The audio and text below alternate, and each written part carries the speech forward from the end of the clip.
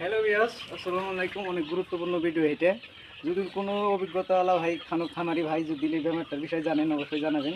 এই যে মুরগিটা দেখেন, গ্যাস হয়ে মোটামুটি অল বডি গ্যাস হয়ে দেখেন। এই যে এটা তো পাকা খায় সেটা আলাদা বিষয়। এই দেখেন গ্যাস হয়ে একদম, এই যে দেখেন টমটমার ফুলে গেছে। এই যে মাথাটা দেখেন, মাথাটা দেখলে দিশা পাবেন। দেখেন মাথাটা কি ফুলে গেছে একদম। এই যে এগুলা পুরাপূর্ণ গ্যাস। তো এই গ্যাসটা কিসের জন্য হয় যে ভাই বোনেরা জানেন তো অবশ্যই কমেন্টে জানাবেন যে এই দোষে আমার ফার্মে এই দোষটা হয়েছে। দেখেন একদম এরকম অবস্থা হয়েছে, এমন করে 2 কেজি হবো মুরগিটা। এই দেখেন এগুলো খালি এই যে হাওয়া, হাওয়া ছাড়া কিছুই নাই। আমার কাছে অনুরোধ, এই গ্যাসটা কিসের জন্য হয় আসলে তো মুরগির ভেতরে এমনিতে শুনছি আপনি সর্দি জ্বর আপনার অনেক ধরনের বেমার হয়, কিন্তু এটা কি বেমার এই বেমারটা আমি ধরতে পারিনি। যে খামারি ভাইয়েরা যে ভাইয়েরা জানেন যে এই গ্যাসটা কিসের জন্য হয় অবশ্যই কমেন্টে জানাবেন।